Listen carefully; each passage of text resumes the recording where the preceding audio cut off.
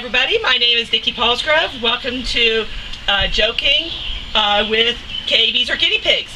With me today is Melinda Smith. She is a 4-H advisor in Miami County, Ohio. She is going to speak about her experiences with her KBs and guinea pigs and explain how she grooms her animals. So, hi Melinda. Hi. Sorry to be redundant there. Anyways, who do you have here with you today?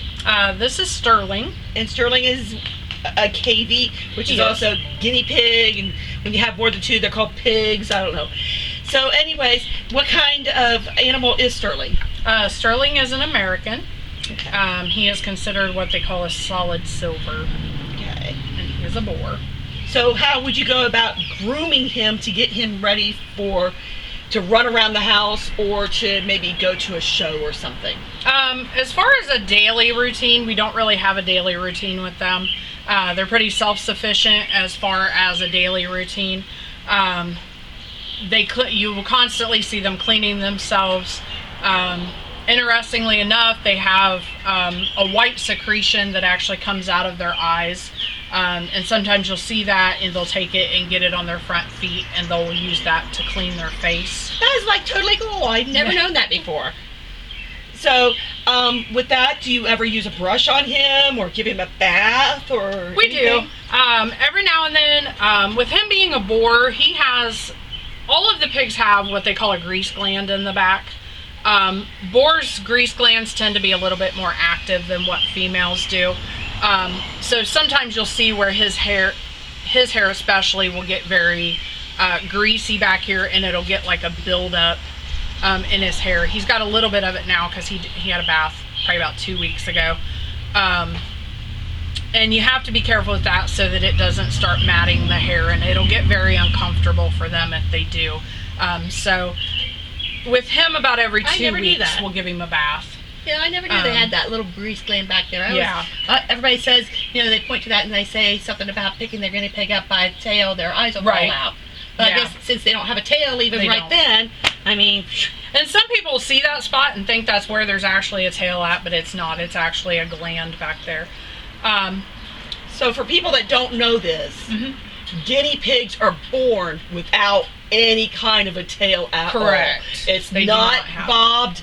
It's not cut off. It's not docked. They're born without a tail. They're born this way. Correct. Okay, go ahead. Just thought I'd mention that since we're on the tail thing. So on a daily basis, we don't really have a routine. Every couple weeks, because of him having an overly active grease gland, we will clean him up and we will give him a bath, at least the back half of him.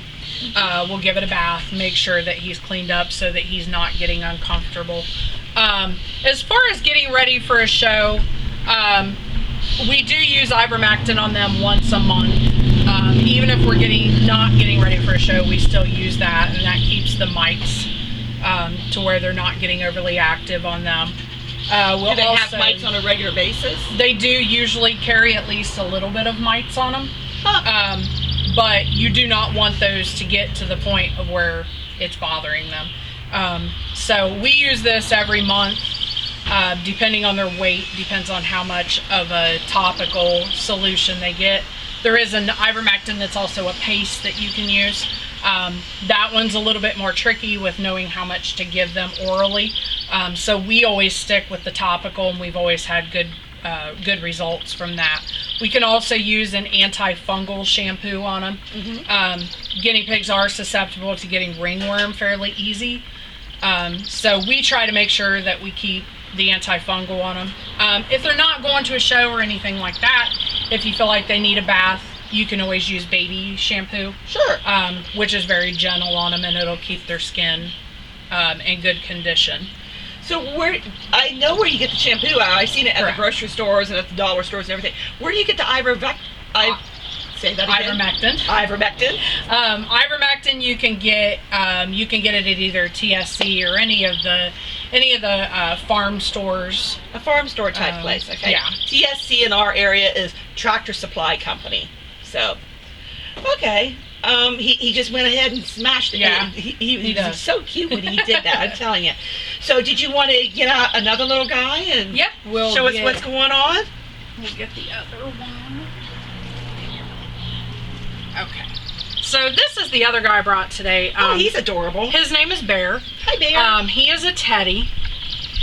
Teddy's hair is a little bit different compared to the pig that we just had out. Yeah, the other one was kind of hard and slick and really smooth. His is bristly and it's very dense. And that's like a steel wool pad. Right, and that's part. That is part of his breed. With a teddy, anytime you brush them, their cleaning routine's about the same. But anytime you brush a teddy, you always go forward with their hair, and that keeps their hair in good condition. So does that mean that their hair grows this direction, or does it mean it grows straight up? Teddy hair grows straight up, which is the way that you want to keep it, because that's what keeps that density in their hair. If you start brushing it backwards, you're going to get breakage on the hair. Sure. And you're going to start training the hair to lay down, and if the hair lays down, you're not going to have the density that they're supposed to have. And that's why you want to keep track of that. Sure. So I noticed that you had some other equipment with you. You have a brush. Right. Our normal stuff, we just have a slicker brush. It does have the plastic pins or the rubber pins on it. That way it does not dig into their skin, because they are small animals, so they do have pretty tender skin. Yeah. Correct. And what she's talking about, the little rubber bristles, there's the spine, and then there's the rubber tip on the bristle, so it doesn't scratch their skin. I mean, I would hate for that to scratch my skin if it was all pokey and metal and everything.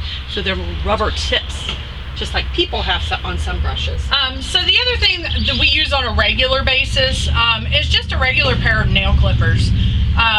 There are small animal nail clippers that you can use. Those look like what I use after a bath. But these are they're just human nail clippers that we normally use. I like these a little bit better because I'm able to see exactly where I'm at on the nail. They do have a quick, just like a dog nail. So you want to make sure that you're not cutting into that. If you look, some pigs have white nails, some pigs have black nails. He has both. I try to use his white ones as a little bit of a gauge for the black ones to make sure that I'm not getting those too short. Okay. So I'm not going to have you trim them or anything like that.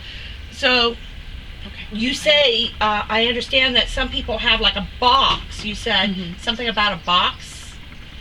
I know when we were talking before, I don't know if you said it just right now, but when we were talking before in a previous time, you said something about you have a little grooming box. Oh, we have a box that we keep all of our stuff in. We also keep the styptic powder in there, like you use for a dog. If you do cut their nails too short, you put some of that on and it'll clear it right up. Sure. We take a regular pair of scissors with us just in case we need them for anything. But other than that, I mean, the equipment's pretty basic for these guys. So we just have a real little box that we take that has just a little bit of stuff in it right before we go put them on the table to make sure they're in good shape. Okay. Well, can you think of anything else? I mean, does all guinea pigs have this type of easy care, or? No, not all guinea pigs have the same type of care. The longer breeds, there's a lot of those, and that kind of gets into a whole nother discussion, because with long hairs, you have to know how to wrap their hair and keep it wrapped up so that it doesn't get knotted, and it stays in good show quality. Everybody needs brushed, but all the care kind of depends on what breed they are and how often you need to. Sure. These guys are very low maintenance. Oh, I like low maintenance. Yeah, they're very low maintenance compared to a lot of other breeds. So. Okay. So, do you have anything else that you would like to tell us about? As far as grooming, I think we're good. So, I think for this session, we are good, and we welcome you to come and watch us again sometime. We're going to be putting out more videos about guinea pigs and different things. So have a good day and a wonderful time.